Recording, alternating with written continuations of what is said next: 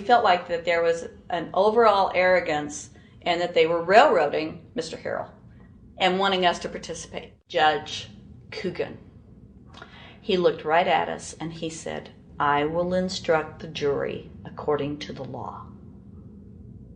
We were sent to deliberation. The judge promised us that he would give us the law. And we looked and we looked and it was not there. Two people, they kept saying, "But he's going to get by with it." And I said, what is he getting by with but his rights? If there is no law, he's not breaking a law. He's just standing on his rights. Are we going to deny him that? That's when this one juror sat back and kind of rolled his eyes and he said, "You mean we don't have to pay taxes?"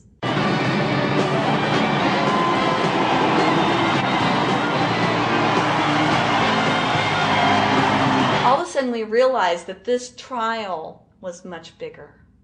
And the ramifications of this trial were going to be so broad if it actually got out. I mean, it's like we had just discovered this great government secret. And so when we came out for the delivering of the verdict, the judge was, I'm sure, even at this point, I'm sure he still thought we would give a guilty verdict.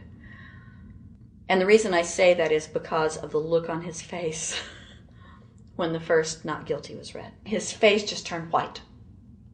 I mean, it's like, I don't believe this. The second time, you could hear people out in the audience, just in the courtroom, just going, "Wow!"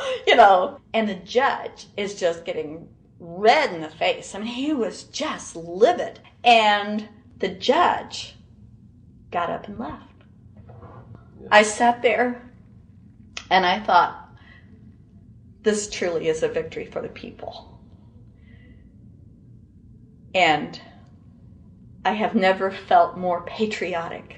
And I knew that we had done the right thing. I looked at that man, Mr. Harrell, and I thought, the system might not work all the time, but this time, for that man, it did.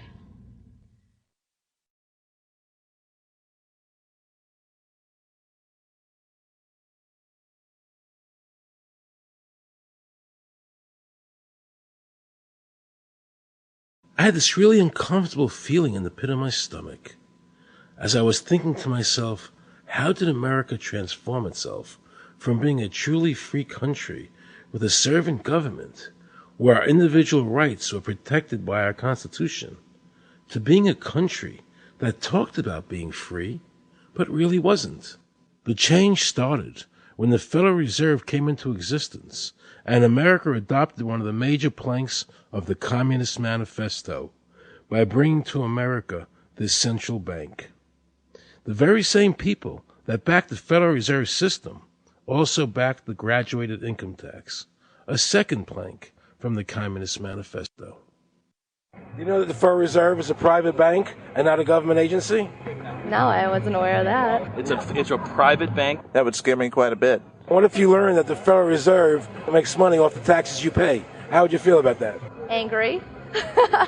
Like I'm feeling right now. I would feel cheated by my government. I'd be angry. It kind of sucks. They're pretty much in control of everything. I decided to drive back to Washington to see Dr. Ron Paul. He had been a congressman for over 20 years.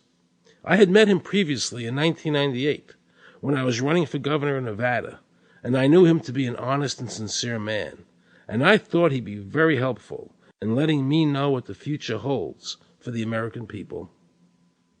Who owns the Federal Reserve? It's secret, and we can't find out what's happening.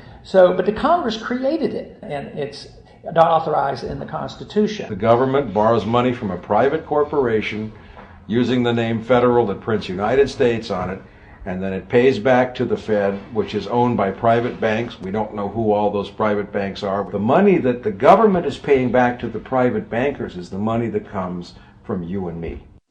Why in the world would the American government borrow money and pay fees on it when it has the authority to make the money itself interest-free? The Federal Reserve is no more federal than Federal Express. I've never seen a full list of ownership for the Fed. I don't think anybody has. The government works for a private bank, and the private bank works for its owners, the true masters. People talk to me about, the issue of Republican versus Democrat as if they don't get it. And I say, look, here's the way you get it. It's organized crime.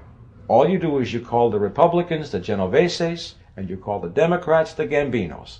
The people at the top, they treat it like a crap game, like it's their crap game, like they're making lots of money.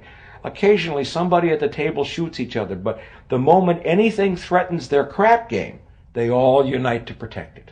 They're both controlled by the same financial, economic, and corporate interests. Once the banks get into the picture and they form a partnership with the government gives them the legal power now to create bank-issued money backed by the coercive power of government to require everybody to accept that bank money. In the course of the last century, they have converted this nation from a nation of independent freeholders to a nation of employees.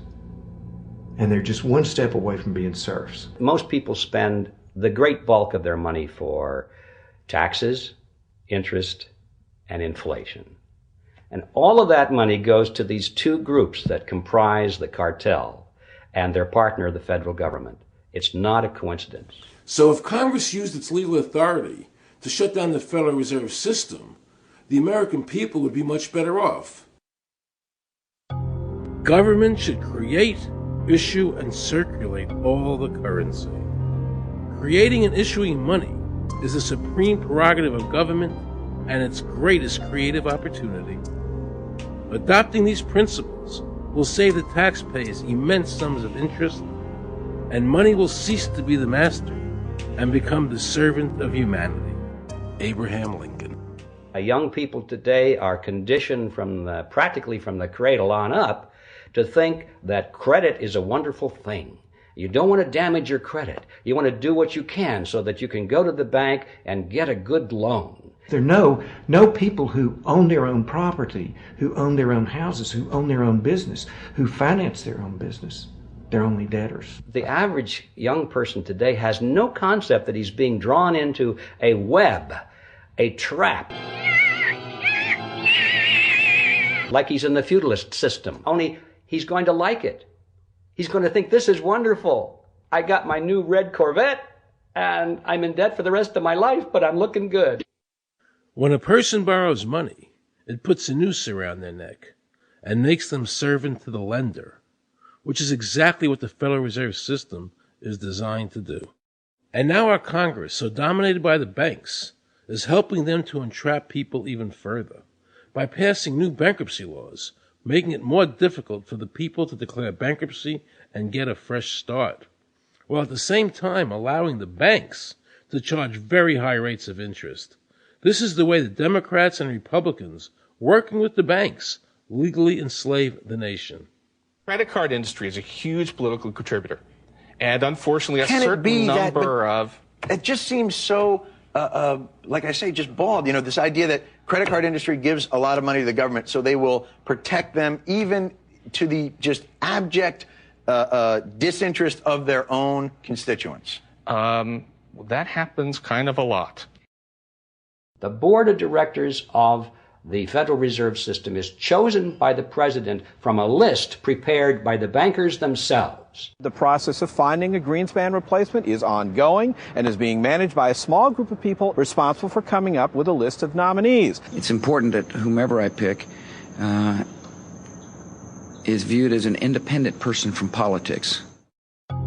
If the American people ever allow the banks to control the issuance of their currency, the banks and corporations that will grow up around them will deprive the people of all property until their children wake up homeless on the continent their fathers conquered.